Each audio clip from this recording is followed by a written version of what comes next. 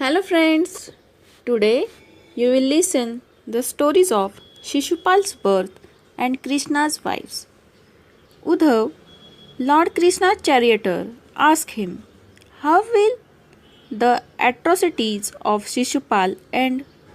Lord Krishna said, "Shishupal was born with the 3 eyes and 4 arms. When he was born, a heavenly voice predicted that if he sat on a person's lap and his extra eye and arms would disappear, then that man would be responsible for Shishupal's end. Long ago, when I visited my aunt Satyavati, Shishupal was an infant. I took him from the cradle and sat down with him on my lap. At that moment, his extra eye and arms disappeared. Then my aunt made me promise that I would pardon Shishupal 100 times before I killed him. She also wanted that her son should go to heaven after death. I had agreed to fulfill both her wishes. Thus, Lord Krishna remained quiet at Shishupal's insults at the Rajasuya Yajna. Lord Krishna had promised his aunt that he would pardon Shishupal's 100 mistakes, but not beyond that. During Yudhishthir's Rajasuya Yajna, Shishupal had crossed that line. Lord Krishna told Uddhav, "I want Shishupal, but he is bent upon meeting with his end and I am helpless." Saying this, Lord Krishna wielded his Sudarshan Chakra and directed it at Shishupal. It severed his neck from the rest of his body and returned to Krishna's hand. Everyone present there was frightened, as Lord Krishna had assumed his divine form or Virat Roop. They prayed that he calm down. So he came to his normal form and became calm as before. Lord Krishna had cut his finger while wielding his Sudarshan Chakra. Seeing this, the wife of Pandavas, Draupadi, came to his rescue by tearing off a small piece of her sari and wrapping it around his finger. Lord Krishna promised her to repay her loan of kindness in future. Lord Krishna's palace in Dwarka was adorned with the presence of his several wives. Among them, 8 were his chief wives or Ashtabharyas.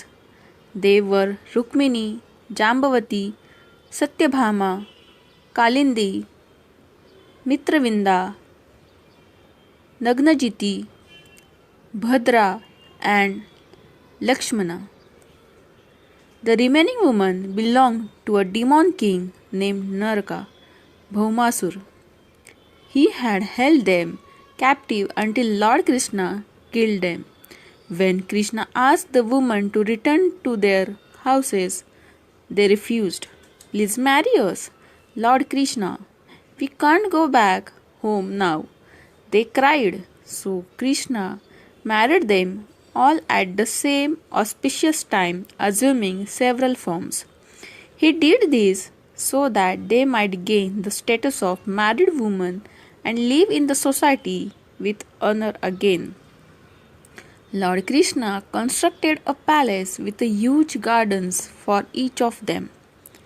In fact, it was impossible to live with each of them. So he created several forms of himself so that he might treat them all in the same manner as his 8 chief wives. Lord Krishna's wife Rukmini was his main consort or patrani. She was also very humble and pious. Rukmini's father, King Bhishmaka, and brother Rukmi wanted her to marry Shishupal. However, she was so in love with Krishna and she wanted that he stole her away on her wedding day and took her to Dwarka where they got married. Since Rukmini was the incarnation of goddess Lakshmi, she wanted to be with her husband, Lord Vishnu. Once Lord Krishna and Rukmini invited sage Durvasa to dinner. It is well known that the host should not eat until the guest has been satisfied. But Rukmini became very thirsty. Krishna put his foot in the ground and the Ganges waters flowed out. As the Rukmini was drinking water, Durvasa saw her and cursed her to live apart from Lord Krishna.